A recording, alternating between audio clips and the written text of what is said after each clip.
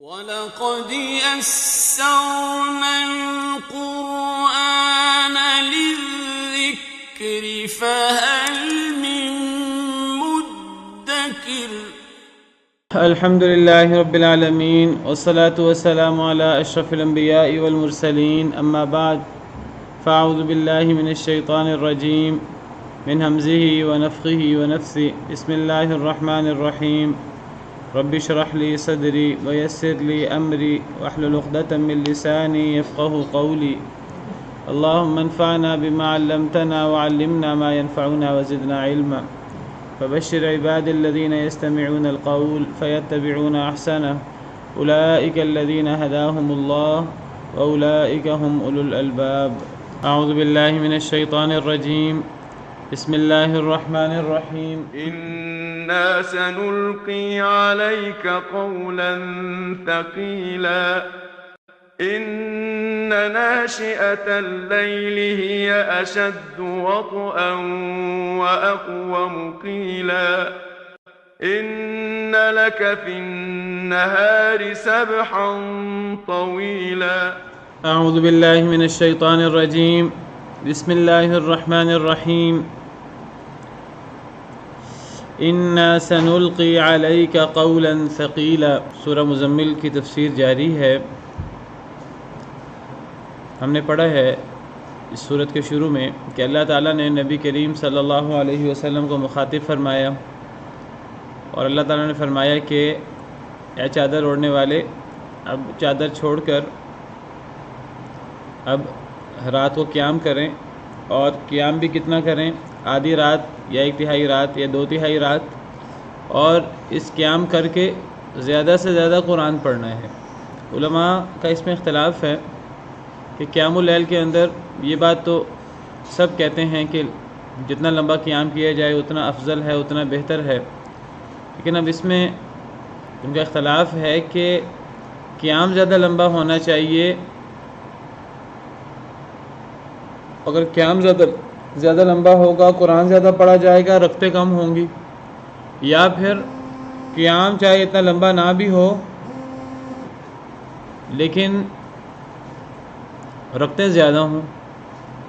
اگر رکعتیں زیادہ ہوں گی تو پھر رکوع سجدے زیادہ ہوں گے، اور سجدے کی اپنی فضیلت ہے، ایک سجدے کی اپنی فضیلت ہے۔ انسان سب سے زیادہ جب اللہ کے قریب ہوتا ہے تو سجدے میں جب ہوتا ہے، جب انسان نے اپنا ماتھا زمین پہ ٹیکا ہوتا ہے تو اللہ کے سب سے زیادہ قریب ہوتا ہے حدیث مبارکہ کے مطابق۔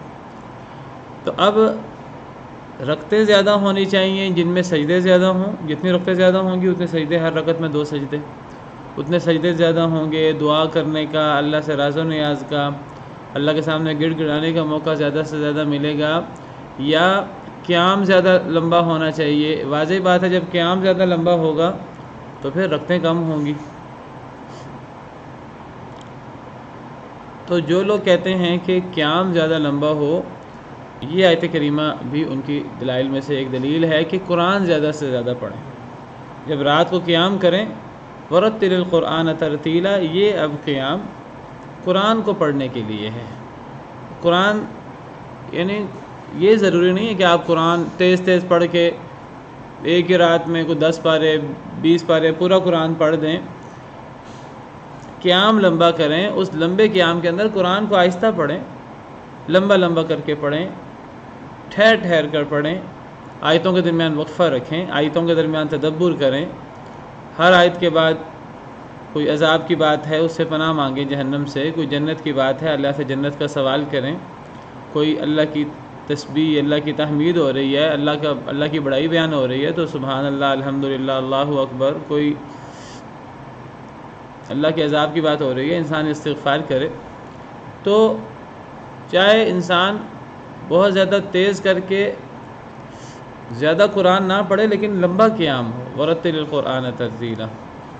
قرآن کی ترتیل کے حوالے سے، ترتیل سے کیا مراد ہے؟ کل تفصیل سے بات ہوئی ہے کہ ترتیل سے مراد قرآن کریم کو عمدہ پڑھنا ہے، قرآن کریم کے الفاظ ان کو عربی لہجے میں خوبصورت طریقے کے ساتھ ہر حرف کو اس کے مخرج اور اس کی صفات کے ساتھ ادا کرنا، اور یہ ترتیل کا آدھا حصہ ہے مزین کر کے پڑھنا۔ اور جو دوسرا حصہ ہے وہ ہے کہ انسان اس جگہ ٹھہرے جہاں وقف کرنا چاہیے، اور انسان ٹھہرے بار بار، لمبے لمبے سانس، ایک سانس میں کئی کئی آیتیں، اس کی کوشش نہ ہو، بلکہ انسان وہاں ٹھہرے جہاں معنی مکمل ہو رہا ہے، اور جب وہ ٹھہرے انسان تو تھوڑا سا وقفہ کرے، وقفہ کر کے اللہ سے سوال کرے، جو آیت کریمہ میں بات ہوئی ہے اس آیت کریمہ پہ غور کرے۔ تو گویا کہ قرآن کریم کو تجوید اور عمدگی سے پڑھنا اور قرآن کریم پہ غور، یہ دو چیزیں ترتیل کا بنیادی جز ہیں۔ اچھا جی، اب رات کو لمبا قیام ہو جائے، آدھی رات، ایک تہائی رات، دو تہائی رات، اب اس لمبے قیام کے اندر قرآن پڑھا جائے زیادہ سے زیادہ، اور زیادہ توجہ زیادہ پڑھنے کی بجائے لمبے قیام کی طرف ہو اور اس میں ترتیل ہو، اس کا فائدہ کیا ہوگا؟ یہ ساری ہدایات کیوں ہیں؟ یہ چادر کو چھوڑنے کا ذکر کیوں ہے؟ اس کا فائدہ کیا ہوگا؟ اس کا نتیجہ کیا ہوگا؟ فرمایا اِنَّا سَنُلْقِي عَلَيْكَ قَوْلًا ثَقِيلًا، بے شک ہم البتہ ڈالنے والے ہیں آپ کی طرف قولاً ثقیلا، ایک بہت بھاری بات۔ اب آپ پر ایک بہت بڑی ذمہ داری آ گئی ہے، اور ابھی آئے گی، ابھی یہ نبوت کی ابتدا ہے، یہ رسالت کی ابتدا ہے، شروع دور ہے۔ اب آپ کی نبوی زندگی، اس کے اندر آپ پر ایک بہت بھاری قول، ایک بہت بھاری ذمہ داری ہوگی۔ اس بھاری ذمہ داری سے کیا مراد ہے؟ یہ جو وحی آپ پر اترے گی، اس وحی کی آپ تلاوت کریں گے راتوں کو، تو یہ وحی کو پڑھنا اور اس کی تلاوت ہو جانا یہ تو آسان ہے، لیکن اس پر عمل کرنا، عمل کر کے دکھانا، اس کی دوسروں کو دعوت دینا، اور دعوت دینے کے نتیجے میں آزمائشوں کا سامنا کرنا، اس کا نفاذ کرنا، یہ بہت مشکل کام ہے، آسان کام نہیں ہے۔ یہ وحی اتر جانا اور وحی اتر کر اس کو پڑھ لینا، یاد کر لینا، یہ اتنا مشکل نہیں ہے، اس پر عمل، اور عمل کے اندر یہ بھی آتا ہے انسان خود عمل کرے اور پھر انسان دوسروں کو دعوت دے۔ جب دوسروں کو دعوت دے گا تو لوگ آرام سے سن لیں گے، ان کے عقائد پہ زد لگ رہی ہوگی، ضرب لگ رہی ہوگی، ماں باپ کی مخالفت ہو رہی ہوگی، ان کے جس بات پر وہ اور ان کے باوجود سینکڑوں سالوں سے جمے ہوئے ہیں، جب ان پر زد لگے گی، جو انہوں نے غلو کیا ہوا ہے دین میں، اور جو انہوں نے دین کے اندر تحریفات اضافے کیے ہیں، جب یہ باتیں قرآن کی وحی کی صورت میں اتریں گی، انسان خود عمل کرے گا، جب لوگوں کو بتائے گا پھر لوگوں کی مخالفت ہوگی، اور یہ مخالفت تھوڑی نہیں ہوگی، شدید مخالفت ہوگی، زبانی بھی عملی بھی۔ تو یہ کوئی آسان کام نہیں ہے، یہ مشکل کام ہے۔ اس مشکل کام کے لیے آپ کو کیا کرنا ہے؟ اس مشکل کام کی تیاری کے لیے آپ کو اپنی رات جو ہے وہ سونے میں گزارنے کی بجائے وہ جاگ کر گزارنی ہے، قرآن پڑھ کر گزارنی ہے۔ یہ جو مشکل کام ہے یہ آپ پر آسان ہو جائے گا رات جاگنے کی وجہ سے۔ ایک داعی شخص کو، نبی سب سے بڑا داعی ہوتا ہے، تو نبی کو اور جو نبی کے ورثاء ہیں علماء، داعی شخص کے لیے رات کا قیام بہت ضروری ہے، عام مسلمان کے لیے بھی، ہر مسلمان کے لیے، لیکن داعی شخص کے لیے تو بہت زیادہ اس کی ضرورت ہے۔ یہ جو مشکلات ہوتی ہیں یہ مشکلات آسان ہو جاتی ہیں، اور اس امت کا ہر شخص داعی ہے اصل میں۔ کوئی بندہ دعوت نہ دے ایک الگ بات ہے، وہ اپنے فرض سے کوتاہی کر رہا ہے۔ کنتم خیر امۃ اخرجت للناس تأمرون بالمعروف وتنہون عن المنکر، تم بہترین امت ہو جو لوگوں کے لیے نکالی گئی ہے، لوگوں کے لیے پیدا کی گئی ہے، اپنے لیے نہیں۔ صرف اپنے لیے عمل نہیں کرنا، اپنے آپ کو عذاب سے نہیں بچانا ہے۔ سب سے پہلے تو یا ایھا الذین آمنوا قوا انفسکم واہلیکم نارا، سب سے پہلے گھر کے اندر جہاد کرو۔ وأمر أهلك بالصلاة واصطبر عليها، گھر والوں کو نماز کا حکم دو، خود بھی ڈٹ جاؤ۔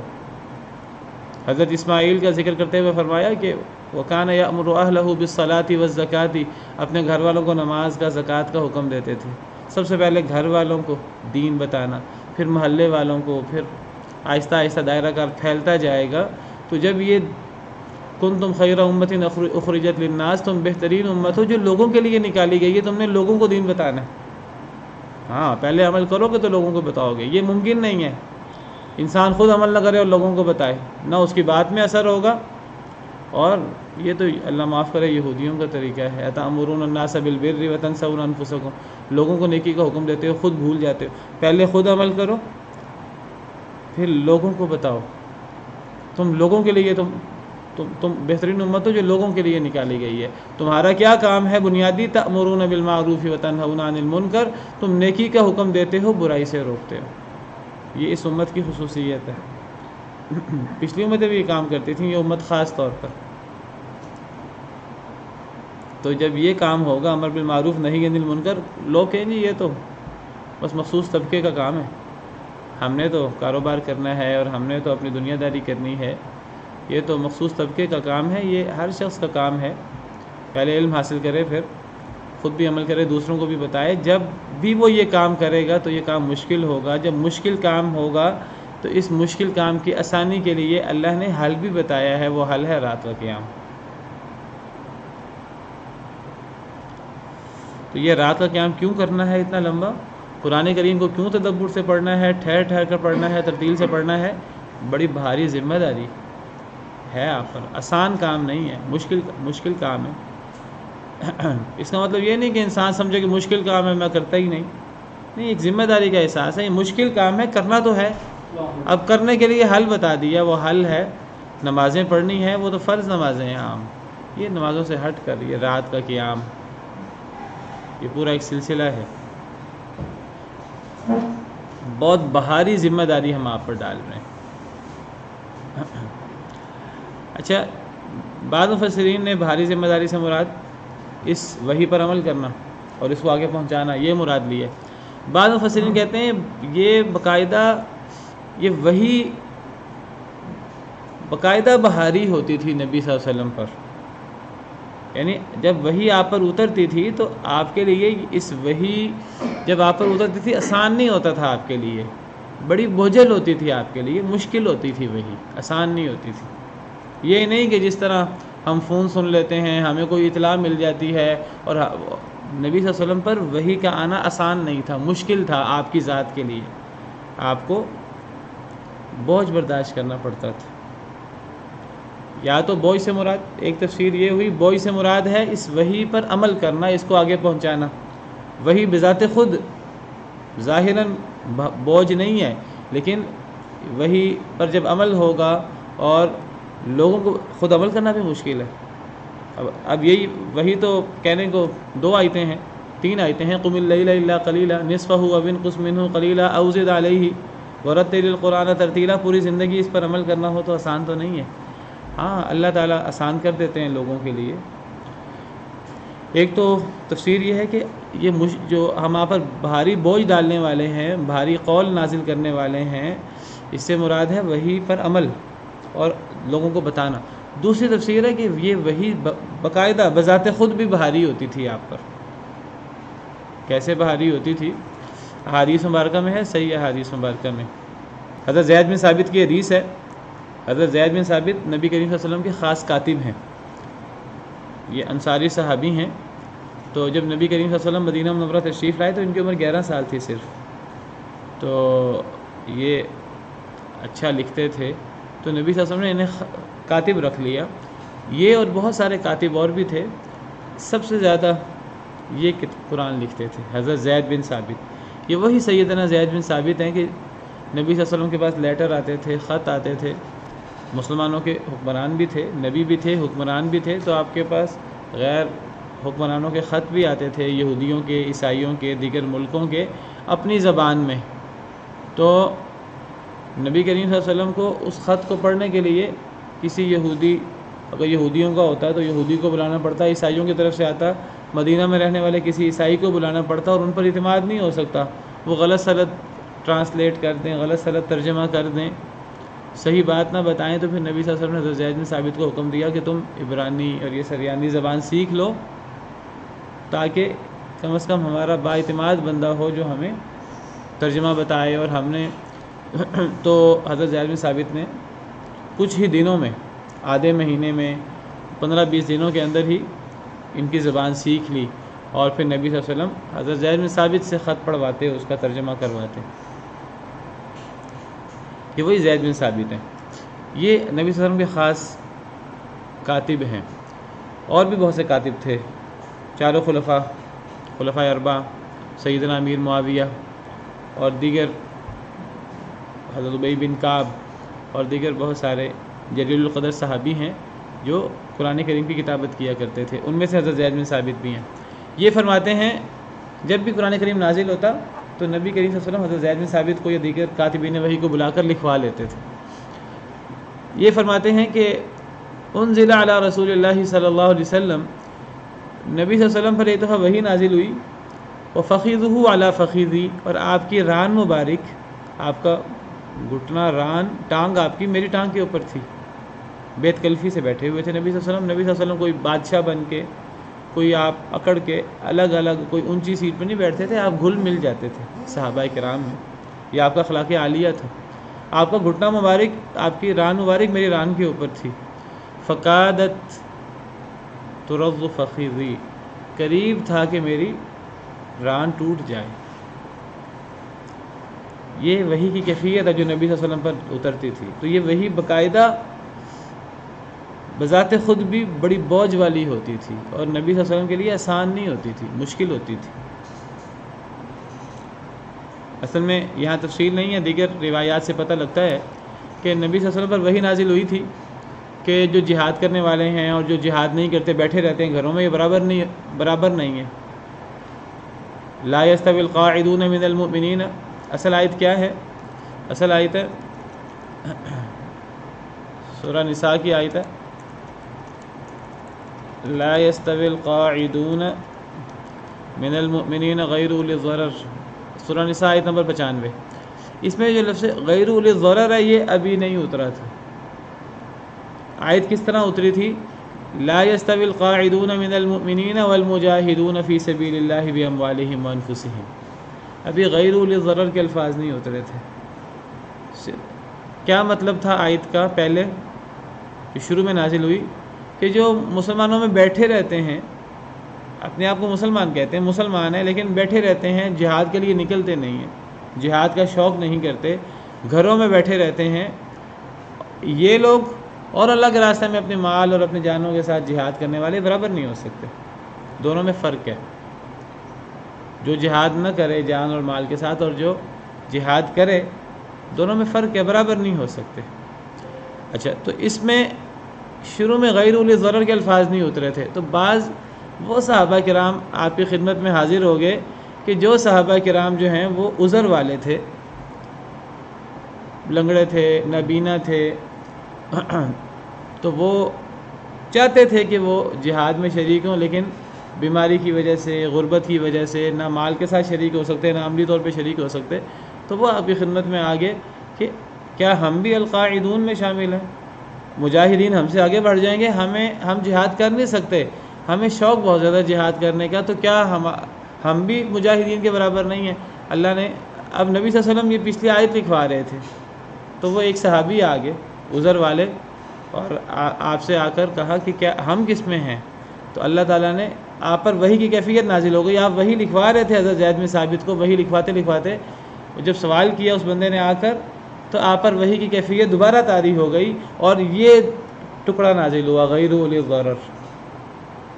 ہاں، یہ جو بیٹھنے والے ہیں یہ مجاہدین کے برابر نہیں ہیں. ہاں، جو بیٹھنے والوں سے مراد یہاں وہ بیٹھنے والے جن کو عذر کوئی نہیں ہے، وہ بیٹھنے والے مجاہدین کے برابر نہیں ہیں. ہاں، جن کا عذر ہے، جو عذر کی وجہ سے گھر میں بیٹھے ہوئے ہیں، شریک نہیں ہو سک رہے، وہ اپنی نیت کی وجہ سے ان کے ساتھ اجر میں شریک ہو جائیں گے، وہ شامل نہیں ہے اس میں. یہاں وہ بیٹھنے والے مراد ہے جن کا ضرر نہ ہو. تو غیر اولی ضرر کے الفاظ اترے. تو حضرت زید بن ثابت جو لکھ رہے تھے پچھلی وحی کو، تو یہ دوسری وحی اتری، ٹکڑا اترا، نبی صلی اللہ علیہ وسلم کے ران مبارک حضرت زید کے ران مبارک اوپر تھی. فرماتے ہیں کہ مجھے لگا میری ران ٹوٹ جائے گی. اسی طرح ایک حدیث مبارکہ میں ہے کہ سیدنا عبداللہ بن عمر بن عاص رضی اللہ عنہ، مسند احمد کی حدیث ہے، حضرت عبداللہ بن عمر بن عاص بیان کرتے ہیں، میں نے نبی کریم صلی اللہ علیہ وسلم سے سوال کیا، میں نے پوچھا یا رسول اللہ هل تحس بالوحی، جب آپ پر وحی اترتی ہے تو آپ کو کیا محسوس ہوتا ہے؟ کوئی بوجھ محسوس ہوتا ہے؟ آپ پر وحی کیسے اترتی ہے؟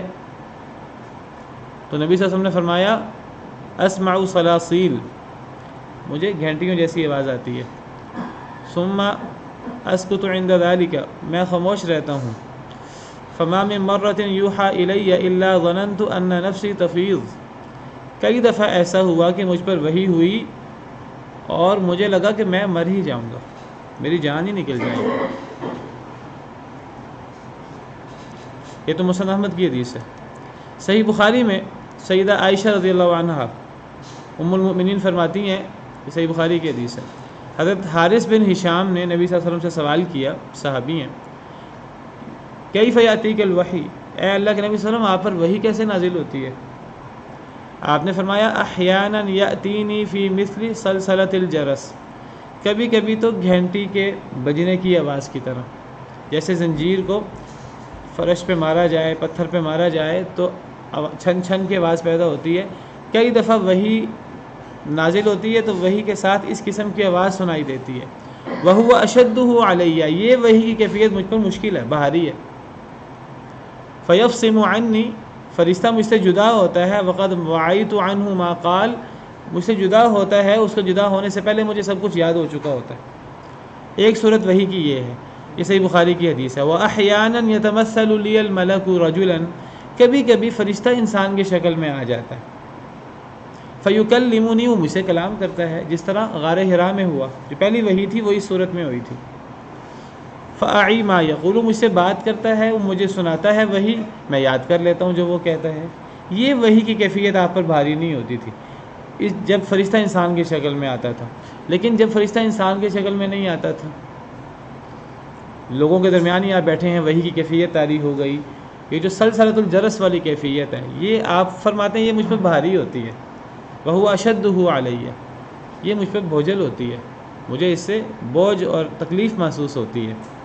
ایک حدیث میں تو مسند احمد کی حدیث ہے کہ نبی صلی اللہ علیہ وسلم پر وحی نازل ہوتی تھی اور آپ اونٹنی پر سوار ہوتے تھے، تو جب وحی نازل ہوتی اونٹنی کھڑی نہ رہ سکتی، اونٹنی کتنا بوجھ اٹھا لیتی ہے، نبی صلی اللہ علیہ وسلم اکیلے سوار ہوتے اونٹنی پر، جب وحی اترتی، خاص طور پہ یہ جو کیفیت ہے پہلی والی سلسلۃ الجرس والی، تو حدیث میں آتا ہے کہ وہ اونٹنی کھڑی نہ رہ سکتی، وہ بیٹھنا پڑتا اس کو، اس بوجھ کی وجہ سے جو نبی صلی اللہ علیہ وسلم پر بوجھ ہوتا تھا۔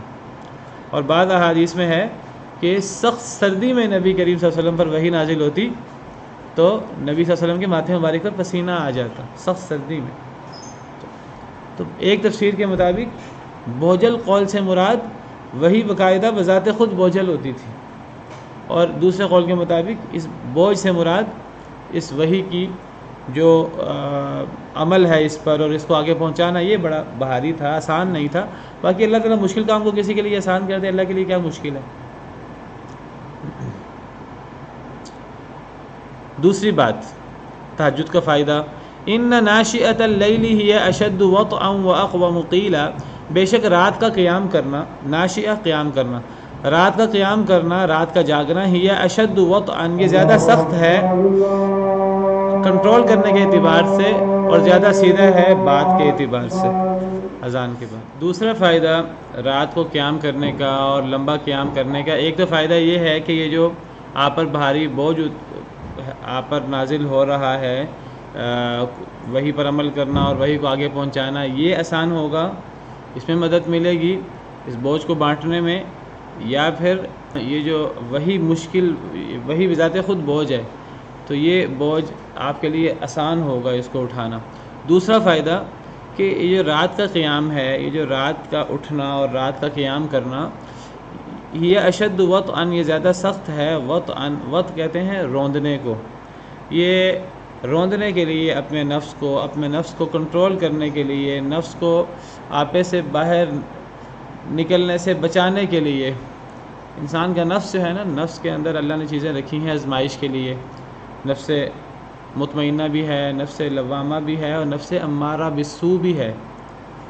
نفس انسان کے اندر اشتہا پیدا کرتا ہے دنیا داری کی اور دنیا کی نعمتوں کی، تو اس نفس کو روندنے کے لیے، اس نفس کو کنٹرول کرنے کے لیے رات کا قیام، بے شک رات کا قیام زیادہ سخت ہے روندنے کے لیے، نفس کو کنٹرول کرنے کے لیے، نفس کو قابو پانے کے لیے، رات کا قیام بہت فائدہ مند ہے۔ یہ جو ہم دنیا کے اندر مگن ہو جاتے ہیں، دنیا کی رنگینیوں میں مبتلا ہو جاتے ہیں، رات کا قیام اس سے بچانے میں بہت فائدہ مند ہے، آخرت کی طرف توجہ دلانے کے لیے۔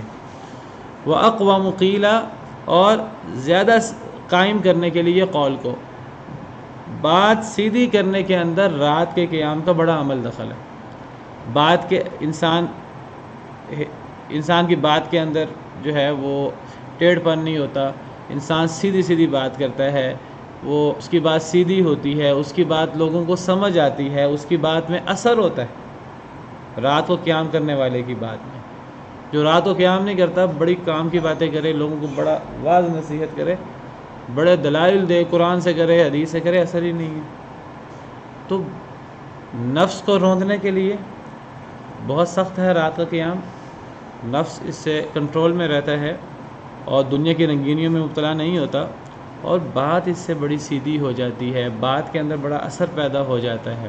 بعض مفسرین کہتے ہیں کہ انسان کا نفس، انسان کا دل اور انسان کی زبان، ان کے اندر موافقت پیدا ہو جاتی ہے رات کے قیام سے، جو بہت بڑی چیز ہے۔ ورنہ اکثر لوگ، اللہ معاف کرے، کہ قول و فعل میں تضاد ہوتا ہے، دل اور زبان کے اندر تضاد ہوتا ہے، زبان کچھ کہہ رہی ہے، دل میں کچھ اور ہے۔ تو یہ جو رات کا جاگنا ہے اور رات کا قیام ہے اور یہ جو لمبا قیام ہے، اس کا دوسرا فائدہ، بڑا فائدہ کیا ہے کہ یہ انسان کے دل اور زبان کو یکجا کر دیتا ہے، یہ دل اور زبان کے اندر موافقت پیدا کر دیتا ہے۔ اور انسان کے جسم میں دو ہی چیزیں سب سے کام کی ہیں، ایک دل اور ایک زبان۔ اگر دونوں یکجان ہو گئے، جس کو آج کی اصطلاح میں ہم کہتے ہیں جی دونوں ایک پیج پہ آگے، دونوں ایک طرف جانا چاہ رہے ہیں۔ اس وقت کیا صورتحال ہے ہماری اکثر مسلمانوں کی، اللہ ماشاء اللہ، اللہ ہمیں بھی بچائے اس سے، کہ کہتے کچھ اور ہیں، زبان تو بڑی اچھی اچھی باتیں کرتی ہے، دل ان کا یورپ کی طرف جا رہا ہوتا ہے، زبان سے مکہ مدینہ کی باتیں ہوتی ہیں، دل جو ہے کہیں اور جا رہا ہے۔ تو یہ دل اور دماغ ایک پیج پہ نہیں ہے، ان میں موافقت نہیں ہے۔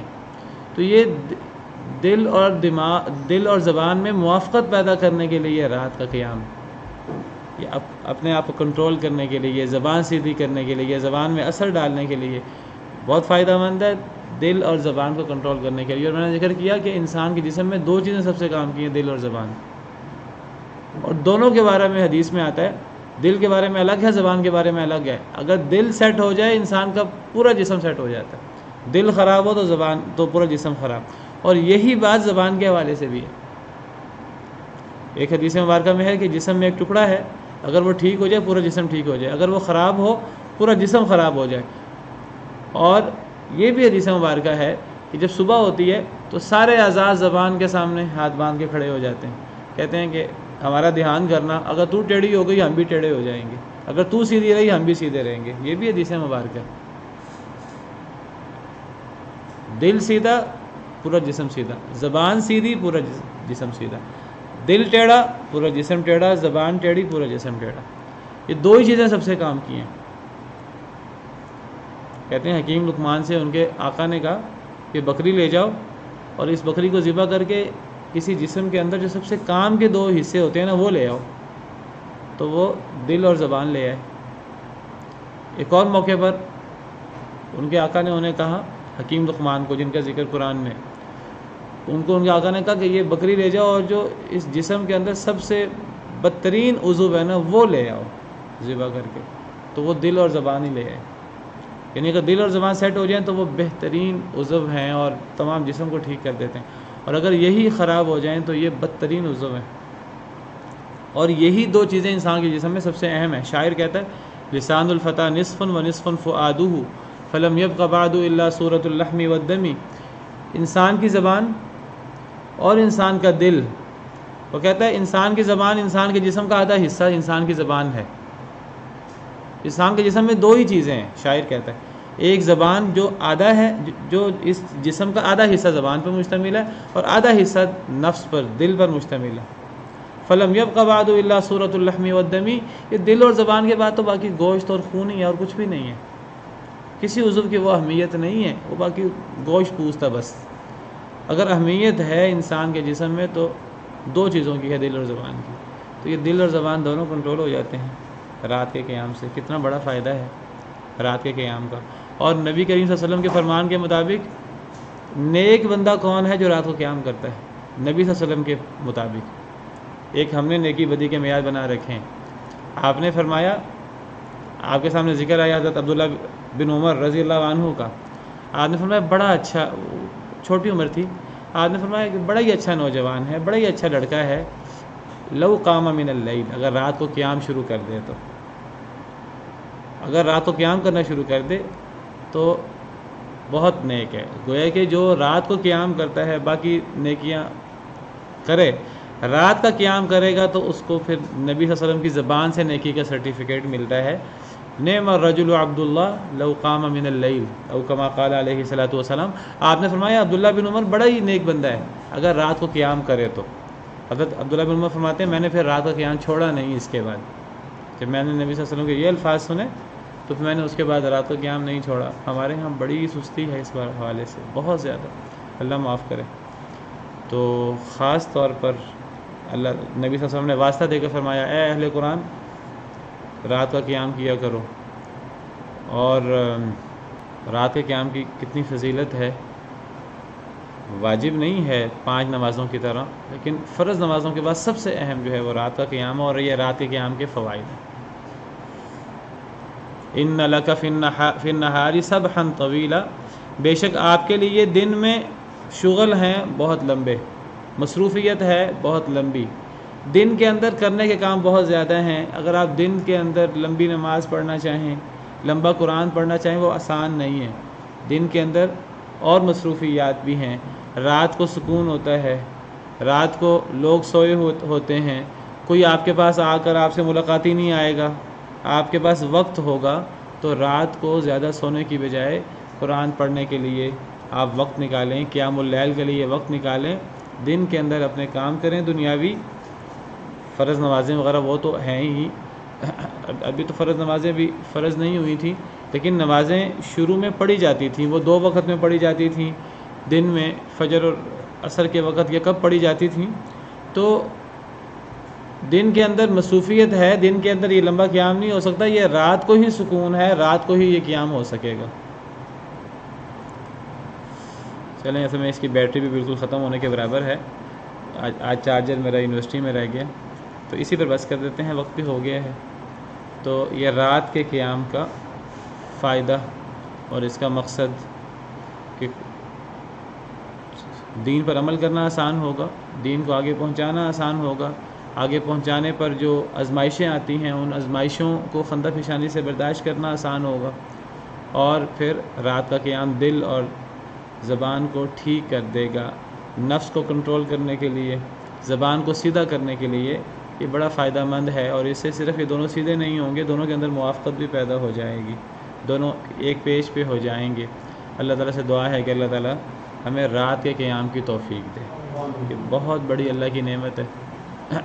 اللہ تعالیٰ ہمیں اس کی توفیق دے. تھوڑا قیام کر لیں، ضروری نہیں بہت لمبا قیام کریں، تھوڑا کر لیں لیکن ہمیشگی ہو.